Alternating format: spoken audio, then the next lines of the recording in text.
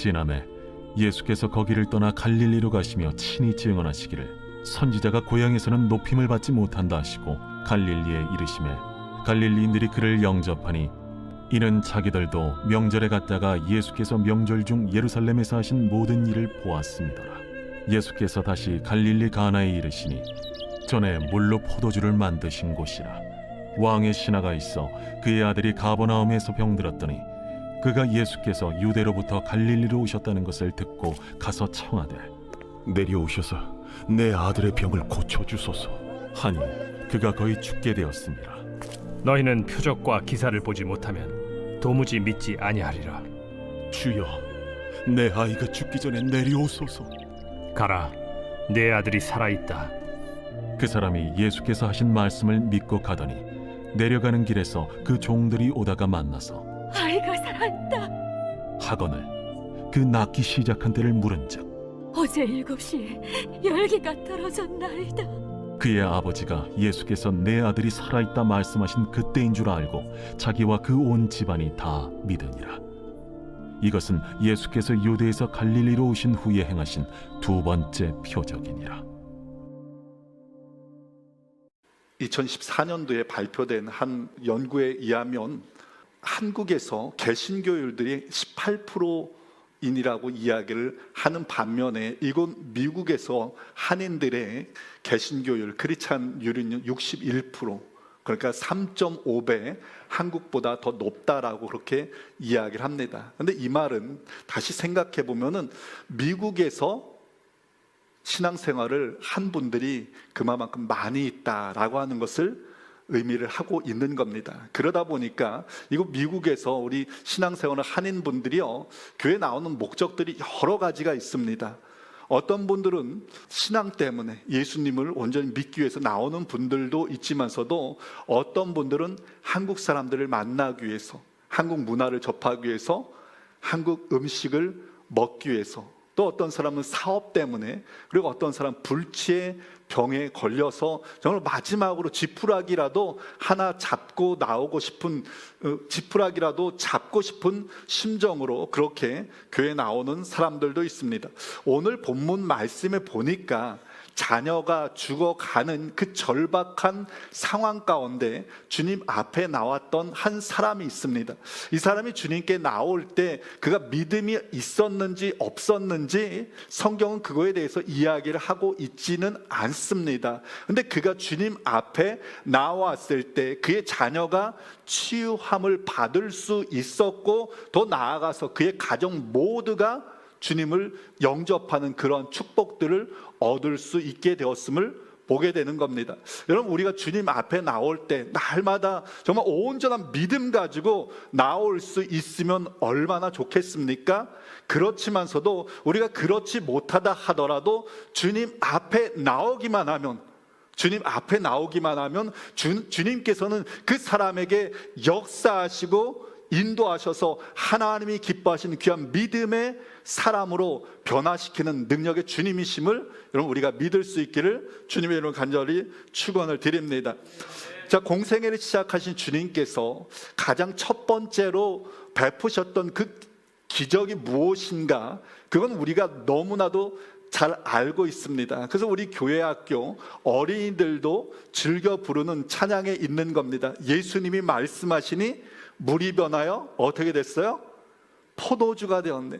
그러니까 예수님께서 물로 포도주를 만드신 사건이 주님께서 공생의 기간 동안에 처음으로 베푸셨던 이적입니다. 그럼 여러분 혹시 주님께서 두 번째로 베푸신 이적이 무엇인지 혹시 아시나요? 사람들은 첫 번째는 기억하는데 두 번째는 기억을 못합니다. 오늘 본문의 말씀인 거예요. 왕의 신하의 아들을 고쳐주신 이 사건이 바로 주님께서 두 번째로 이적을 베푸신 그 내용입니다. 자, 오늘 본문이 이렇게 시작되고 있습니다.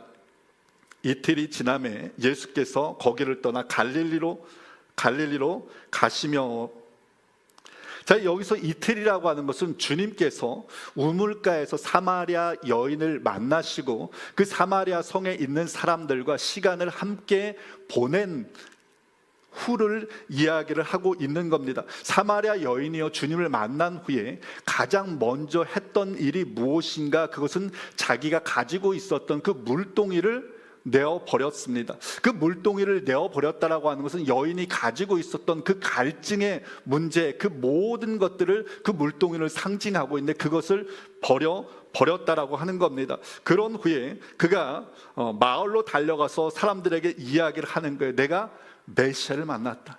근데 마을의 사람들이요, 예수님에게 찾아오는 겁니다. 그러고서 예수님에게 우리 함께 가서 우리에게도 그 말씀을 전해 주십시오. 그래가지고 그 마을 사람들과 주님께서 이틀의 시간을 보냅니다. 그러자 그 마을 사람들이요, 이야기를 하는 거예요. 당신이 세상의 구주인 줄을 알겠습니다 라고 그렇게 고백을 하였습니다.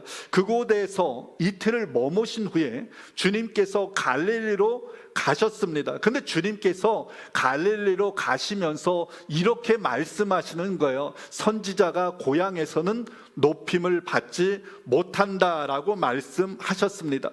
공관복음서 보면은 마태마가 누가복음 이거 보면은 주님께서요, 그 고향에서 환영받지 못하고 심지어 배척을 받으셨다라고 그렇게 이야기를 합니다. 그래서 아무런 권능도 그곳에서는 주님께서 베풀지 않았다라고 성경은 이야기를 하고 있습니다.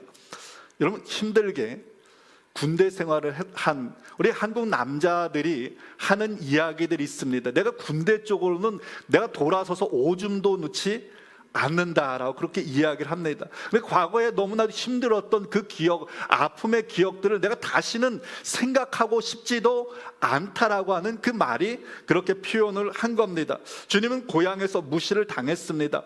어려움을 당했어요. 심지어는 사람들이 예수님을 끌고 가서요, 낭떠러지에서 예수님을 떨어뜨리려고 했습니다. 그렇다면 그 다음 예상되는 행동이 뭐예요? 그러면 그 다음 예상되는 행동은 주님께서 그 다음은요, 쳐다도 안 봐야 되는 것 아닙니까? 갈릴리는 쳐다도 안 봐야 되는 것 아닙니까? 그럼 성경은 이렇게 기록되어져야 합니다. 주님께서는 선지자가 고향에서 높임을 받지 못한다라고 말씀하셨다. 그러므로 갈릴리를 비켜서 다른 곳으로 갔더라.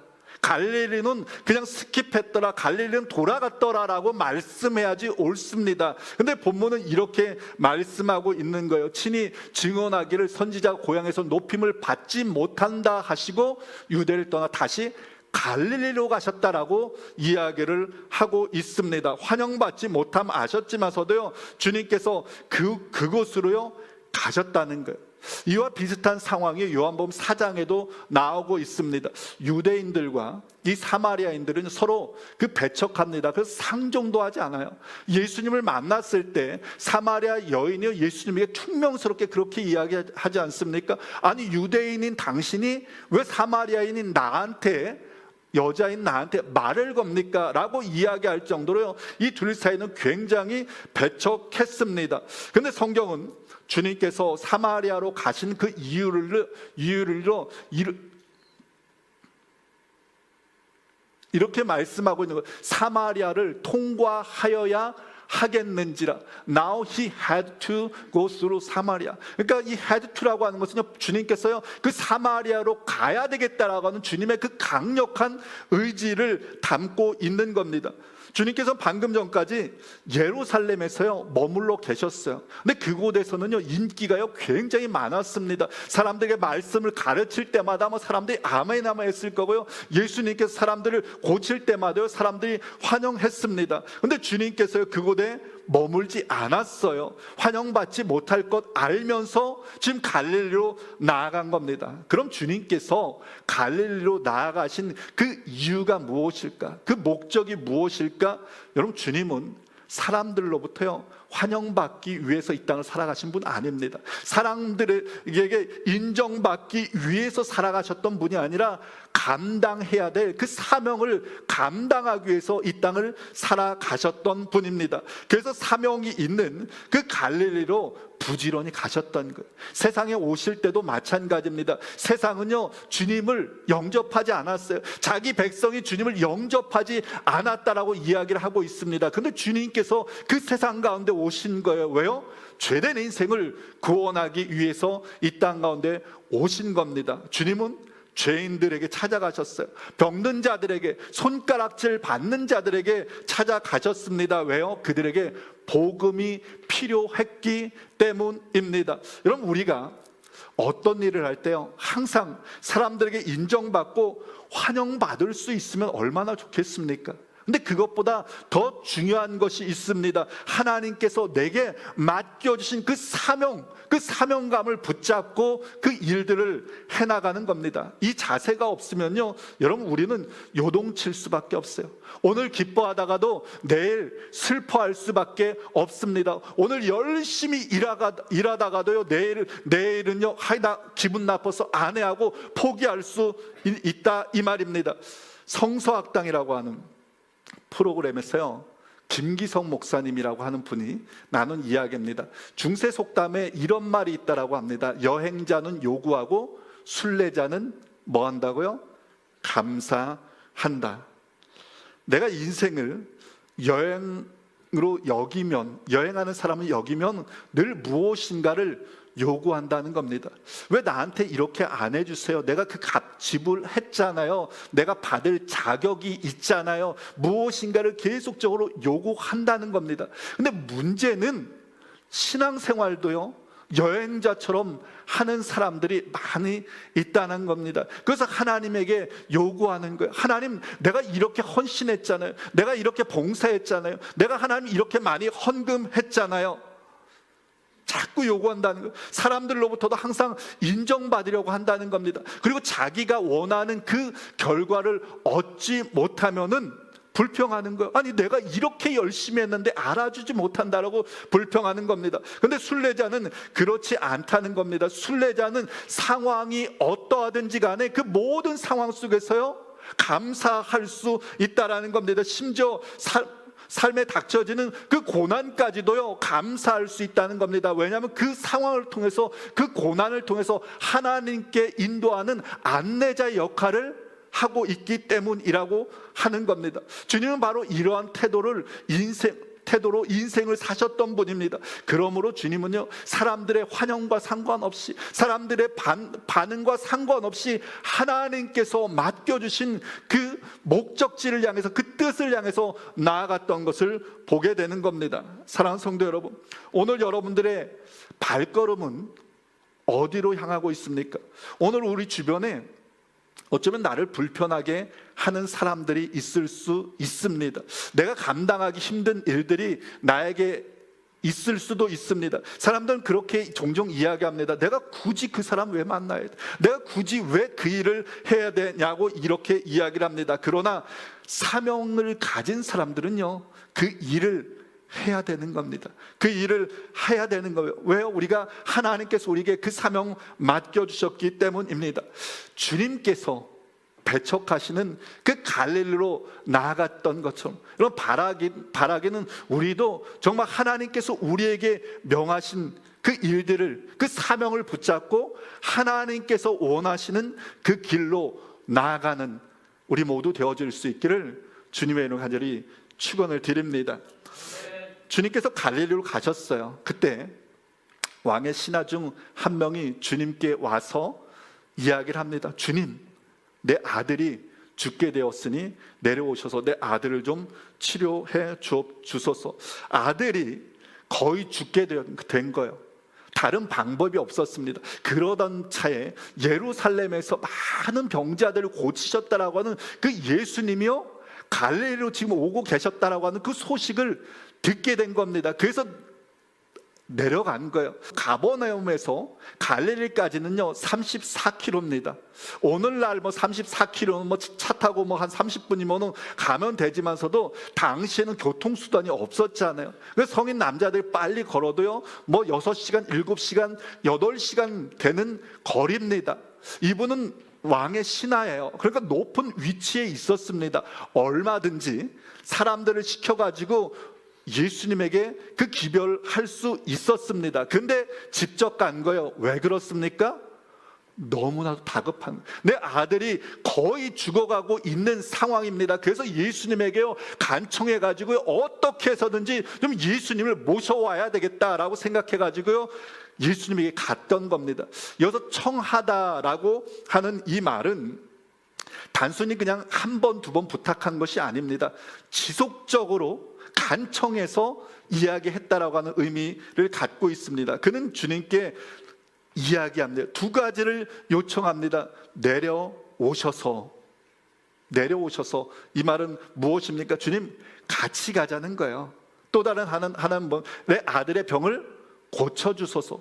주님께서 예루살렘에서 하셨던 것처럼 내 아들에게도 좀 안수하셔서 그를 치유해 주십시오 라고 그렇게 이야기를 했던 겁니다. 이 아버지가 지속적으로 부탁했다라고 하는 그 말은요, 우리가 생각해 보면은 예수님께서요 그 아버지의 간청에 별 반응이 없었다라는 말입니다. 그러니까 아버지가 계속적으로 간청했던 겁니다. 예수님 제발 좀 같이 가주십시오.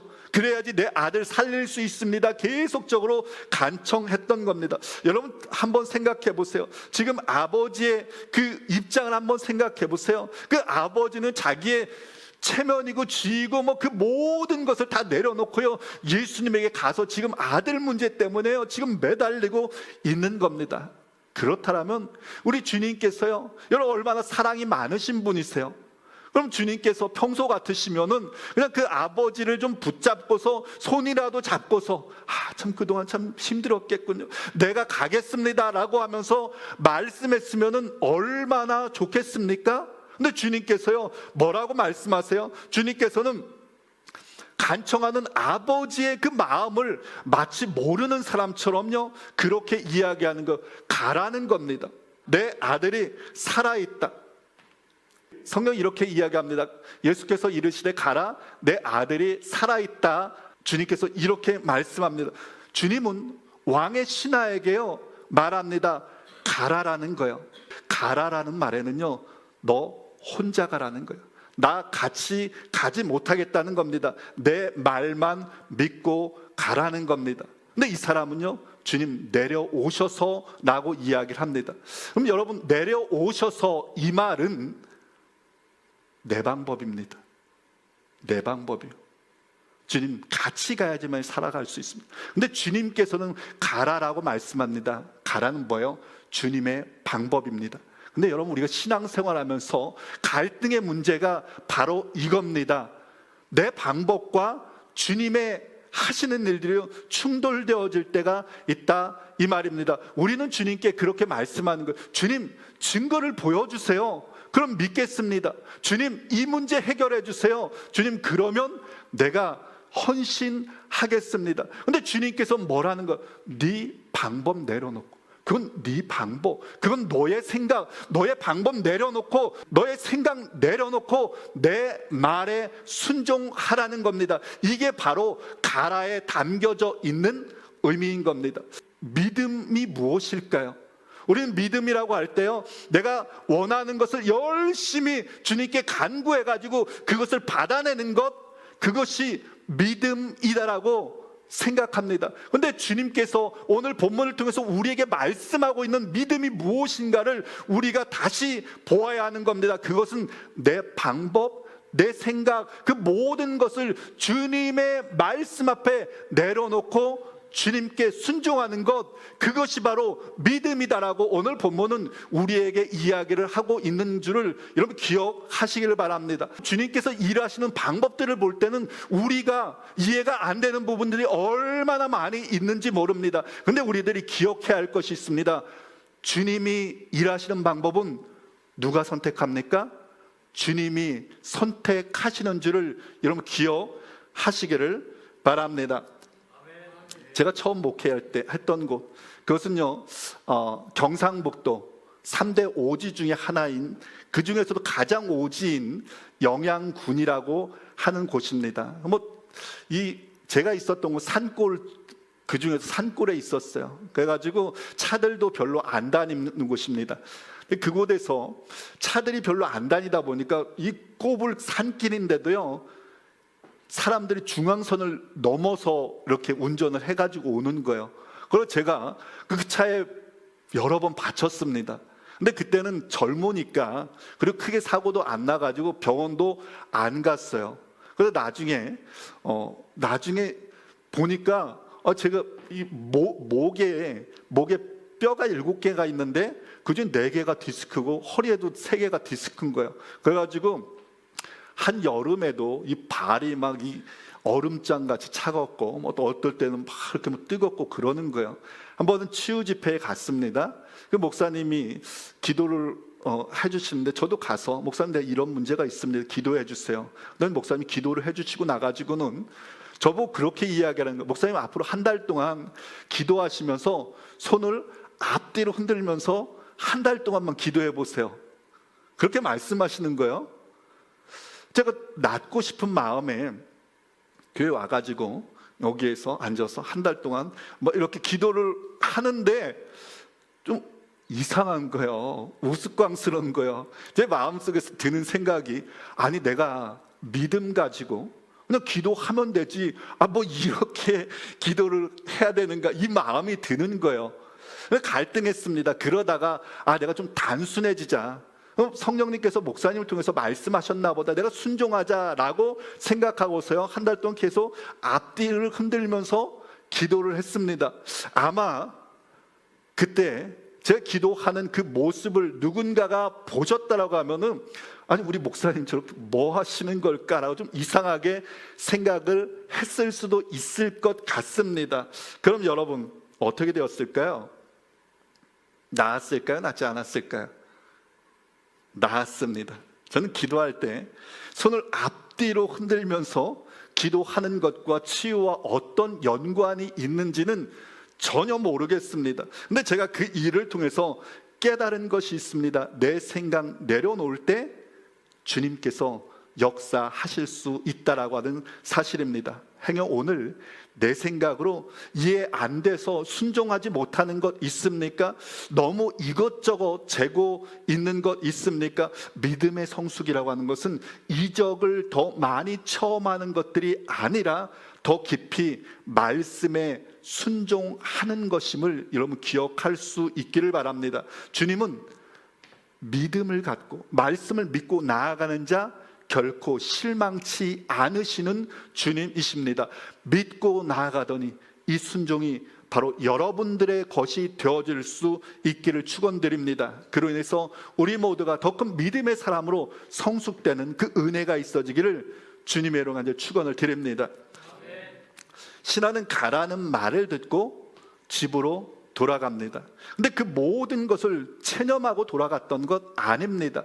그렇다고 해서 혹시 그냥 주님께서 혹시 고칠 수도 있을지도 몰라라고 하는 그 혹시나는 마음 가지고 돌아갔던 것 아닙니다. 약속의 말씀을 온전히 믿고 기대감으로 돌아갔던 거예요. 근데 가던 중에 그 집에서 보낸 소식 하나를 듣게 됩니다. 아이가 살아났다. 언제 살아났는가라고 물어보았더니 주님께서 내 아들이 살아있다라고 말씀했던 그 시간인 것을 알게 된 거예요. 집으로 돌아갑니다. 집으로 돌아가서 그 가정 모두에게 자기가 주님과 만나서 주님께서 자기가 했던 그 모든 일들을 이야기를 합니다. 그로 인해서 그 가족이 어떻게 돼요? 그 가족이 자기와 그 온 가족이 믿었더라라고 이야기를 하고 있습니다. 그 가족 모두가 구원함을 받게 되었다라고 성경은 이야기를 하고 있습니다. 그러면서 본문은 이렇게 마무리되고 있습니다. 이것은 예수께서 유대에서 갈릴리로 오신 후에 행하신 두 번째 표적이더라. 여러분, 이적과 표적은 다릅니다. 이적은 미러클이에요. 그 사건, 그 기적 자체를 이야기하고 있는 반면에 이 표적이라고 하는 것은 그 기적을 통해서 가르치는 무엇인가가 있음을 이야기하는 것, 기적을 통해서 무엇인가를 가르치는 것, 그것이 바로 표적입니다. 그래서 영어 성경에서 이 표적을 사인이라고 이야기를 하는 거예요. 표지판과 같은 게 사인입니다. 즉 요한은 이 표적이라고 하는 말을 통해서 왕의 신하의 아들을 고치신 그분이 누구인지 너희는 보아라라고 이야기를 합니다. 저는 오늘 이 말씀을 묵상하면서 참 이 말씀은 그냥 단순히 주님께서 죽어가고 있는 한 사람을 치유하신 그 사건이 아니라 누가 우리의 진짜 왕인가, 이 부분에 대해서 이야기하고 있는 것이구나라고 하는 것을 다시 한번 깨닫게 되었습니다. 본문에서 주님께 나왔던 이 사람은요, 왕의 신하였습니다.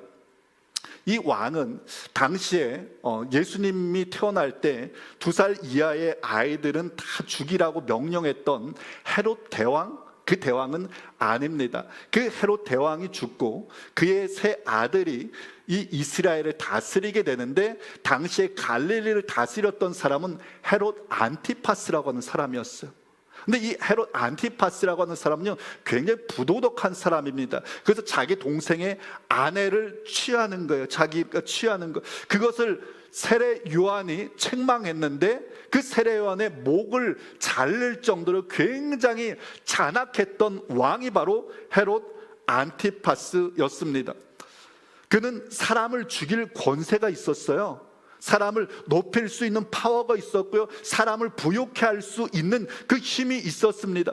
근데 그 아들의 문제 때문에 나왔던 그 신하도요, 왕의 밑에서 여러 가지 부와 권세를 누리고 있었던 사람입니다. 근데 아들이 죽게 되었을 때 이 신하는요, 그 왕에게, 헤롯 안티파스에게 나아가지 않았던 겁니다. 왠 줄 아세요? 그는 사람을 죽일 수는 있을지는 모르지만서도 죽어가는 사람을 살릴 수 있는 그 능력이 없었기 때문입니다. 생명을 살릴 수 있을 뿐 아니라 우리의 몸과 영혼을 살릴 수 있는 그 권세는 오직 하나님의 아들 예수 그리스도밖에 없는 겁니다. 그 성경은 이렇게 이야기하고 있어요. 몸은 죽여도 영혼은 능히 죽이지 못한 자들 두려워하지 말고 오직 몸과 영혼을 능히 지옥에 멸하시는 그를 두려워하라 라고 이야기를 하고 있습니다. 오늘 말씀을 준비하면서 이런 생각이 드는 거예요. 오늘 우리들이 살아가는 이 세상 속에 참 우리는 안개 낀 세상 속에서 살아가고 있구나, 그 안개들이 그래서 우리의 눈을 참 가리고 있구나라는 생각을 하게 되는 거예요. 그래서 어떤 사람에게는 왕이요, 돈이 왕입니다. 물질이 왕인 거예요. 어떤 사람에게는 성공이 왕입니다. 어떤 사람에게는 자녀가 왕입니다. 어떤 사람에게는 자기 자신이 왕입니다. 그리고 그러한 것들이 우리의 인생을 진정으로 행복하게 해줄 수 있을 거라, 우리의 인생의 모든 문제들을 해결해 줄 것이라고 믿으면서 살아갑니다. 근데 여러분 기억하시기 바랍니다. 절박한 인생의 문제 앞에 섰을 때, 정말로 생과 죽음의 문제 앞에 섰을 때 그 문제들을, 우리가 믿고 있는 그러한 것들이요, 문제들을 해결해 줄 수 없다라고 하는 사실입니다. 지금 이 왕의 신하는 그 사실을 알았던 거예요. 그래서 그는 당시 최고의 권력을 갖고 있었고 사람들에게 모든 것을 해줄 수 있다라고 믿었던 그 헤롯 안티파스에게 나아간 것이 아니라 주님께 찾아왔던 겁니다. 그 결과 그는 자녀를 다시 얻을 수 있었을 뿐 아니라 그 가족 모두가 영원한 생명까지 얻을 수 있었음을 보게 되는 겁니다. 오늘 저와 여러분들은 그 주님이 나의 왕입니다를 고백하며 살아가는 사람들입니다. 왕은 다스리는 사람입니다. 그럼 여러분 정말로 주님이 여러분들을 다스리고 있습니까? 주님께서 여러분들의 생각을 다스리고 있습니까? 주님께서 여러분의 말을 다스리고 있습니까? 주님께서 여러분들의 행동을 다스리고 있습니까? 주님이 나의 왕이라고 고백은 하는데 내 멋대로 여러분 판단할 때가 얼마나 많이 있습니까? 내 멋대로 그냥 말할 때가 얼마나 많이 있습니까? 내 생각대로, 내 기분대로 판단하고 내 멋대로 화가 낼 때가 얼마나 많이 있습니까? 여러분, 내가 원하는 것을 얻기 위해서는 내가 정말 기도의 자리에 나가서 주님이 나의 왕입니다라고 기도하면서도 내가 손해보는 것 같으면 그거 기도도 안 하잖아요.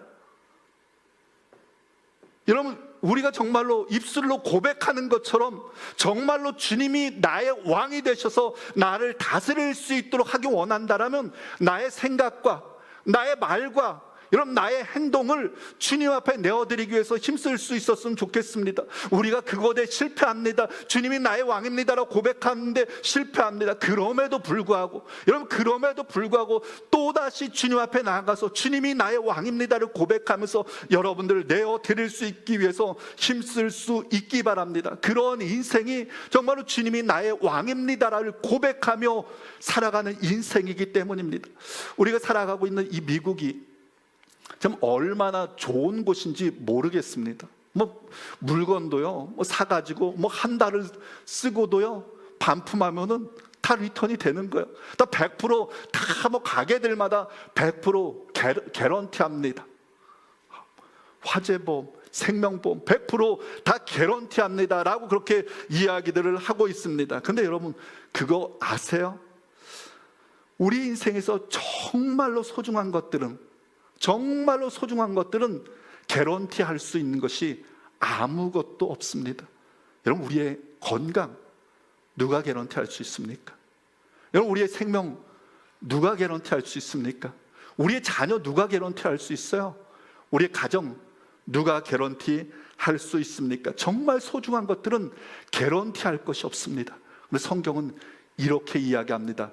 예수는 더 좋은 언약의 보증이 되셨느니라. 주님은 우리 인생을 100% 개런티 하신다는 말입니다. 주님은 불확실한 세상 속에서 우리의 완전한 보증이 되신다라고 말씀하고 있는 겁니다. 주님이 이 어지러운 세상 속에서 우리를 완전히 개런티 하시고 우리를 지금부터 영원까지 인도하시는 우리의 진정한 왕이심을 성경은 우리에게 이야기를 하고 있음을 여러분 기억하시길 바랍니다. 오늘 여러분, 어떠한 문제 있습니까? 여러분, 어떠한 문제 있습니까? 건강의 문제 있습니까? 관계의 문제 있습니까? 직장의 문제 있습니까? 가정의 문제 있습니까? 그 문제에도 주님은 여러분들의 왕이 되어짐을 여러분 믿으시기를 축원을 드립니다. 그러므로 왕 되신 주님 앞에 우리가 고백했으면 좋겠습니다. 주님이 나의 왕입니다. 주님이 나의 왕입니다. 내가 주님 앞에 내려놓습니다. 바라긴 한 주간 살아가면서 왕 되신 주님 앞에 나를 내려놓을 수 있도록 힘쓸 수 있기 바랍니다. 그로 인해서 내가 거하는 곳곳에서 주님의 다스리심이 나타나고 그리고 하나님의 나라가 더욱 세워지는 그 은혜가 있어지기를 축원을 드립니다. 이제 말씀을 맺겠습니다. 주님은 환영자 받는 자리보다 사명의 자리로 가셨습니다. 오늘 우리에게도 말씀합니다. 가라.